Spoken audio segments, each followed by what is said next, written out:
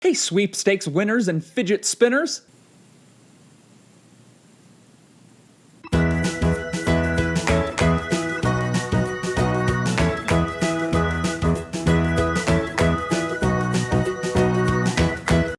Hey everybody, my name is Jon and welcome to ADITW, A Day in the Word, the internet's favorite Bible study. We have reached the end of our study of Nehemiah. After this episode, the wall will be complete. In the story, it's already complete. I was just using the wall as a metaphor for the...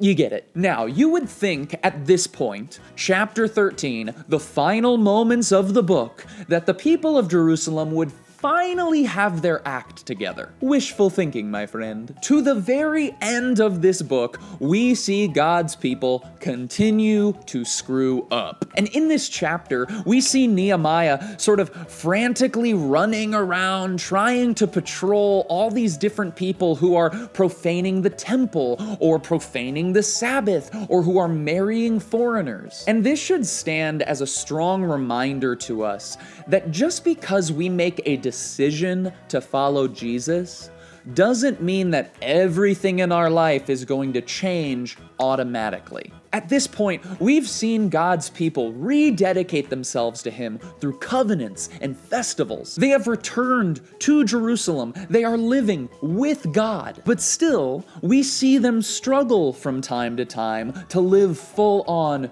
for God. When we first enter into a relationship with Jesus, that process is called salvation. In a moment, God cleanses us from our sin and gives us adoption into His family. But you see, for the Christian, salvation is not the end of the journey.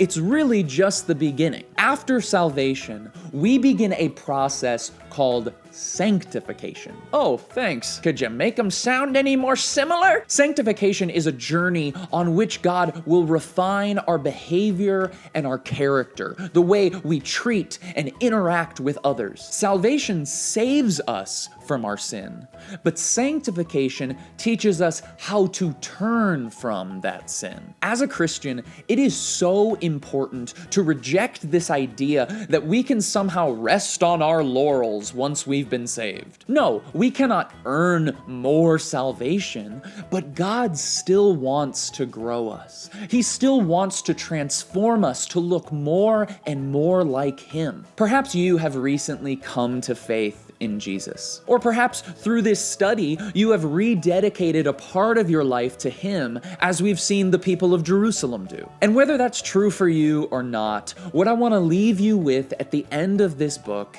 is an encouragement. I want to encourage you that just because the wall is built doesn't mean the work is done. Just because your covenant has been sealed doesn't mean that you stop growing. Just because a dedication has been made doesn't mean the progress stops. Any dedication or covenant we make with God should not be a finish line, but rather it should be the launching pad off of which we begin to dig deeper into His Word and into His Spirit so that we can grow more in Him. My prayer for you in this study has been that it would bring you back to God in some way. Just as we've read about the Israelites returning to God in Jerusalem, I pray that in the last 13 weeks, God has used this study to bring you closer to Him. And now, my prayer for you as you go from this study is that you would live out whatever dedication